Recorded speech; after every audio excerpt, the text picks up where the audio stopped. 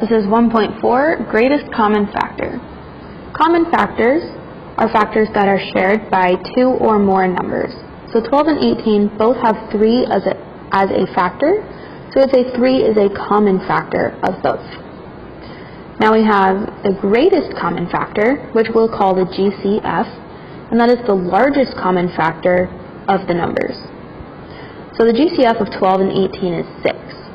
Even though they both have 3 in common, 3 is not the largest common factor they both have. So it is 6. So we're going to find the GCF of some numbers. For 48 and 54. First we're going to figure out how to do this writing out the factors. Then we're going to learn how to do this using prime factorization.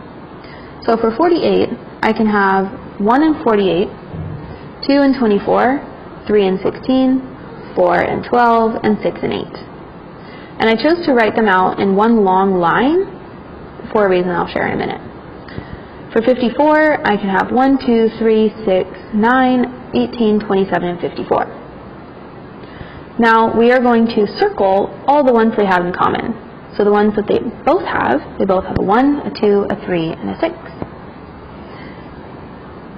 And we can see that the largest one that they share is 6. So 6 is the GCF of 48 and 54.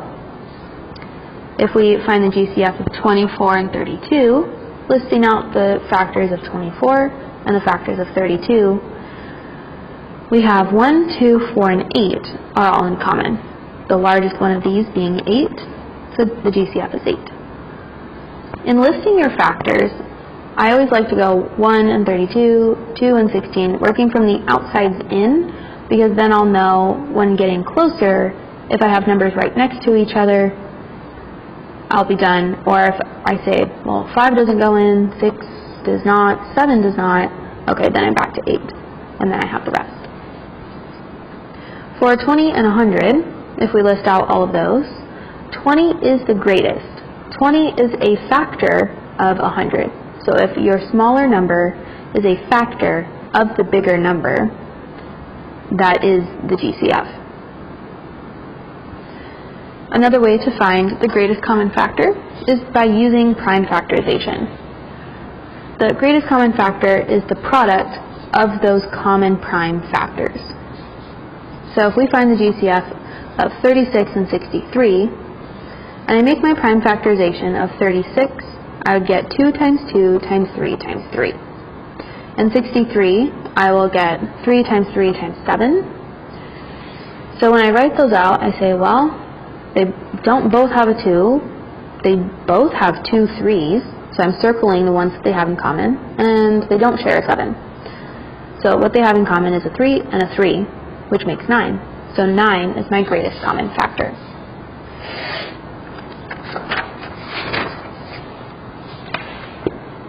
For 10 and 21, the greatest common factor would have 2 times 5 and 7 times 3. And they don't have anything in common. But, as we know from writing out our factor pairs, we know that all numbers have at least something in common. If they don't have any matches in their prime factorization, we know that every number has a GCF of 1.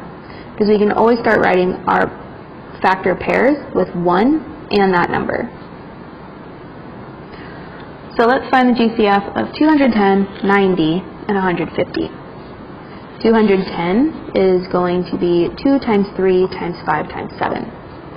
So remember, we're splitting them into numbers that will multiply to make that. 21 times 10 is 210. When numbers end in a 0, I know that I can multiply by 10, take off the 0, and that's the other number.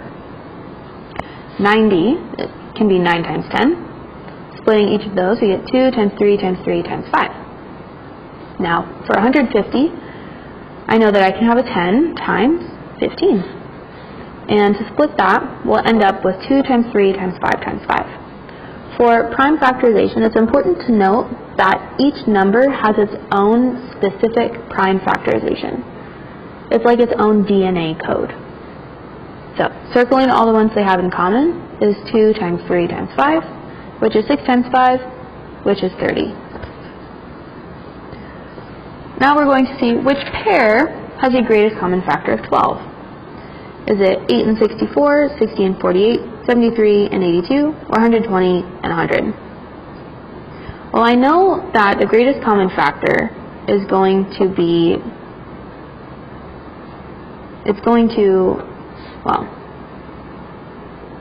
the factors must be smaller than the numbers we start with. So 8 is smaller than 12, so I know that this cannot even be a possibility. For this one, it's not a possibility because if I'm counting by 12s, I'm never going to land on an odd number. So I can't have 73 here. Now, between 60 and 48 and 20 and 100, we can write out their prime factorizations and get the GCF. It is for 60 and 48, but the GCF of 20 and 100 is 20. 120 and 100 is 20.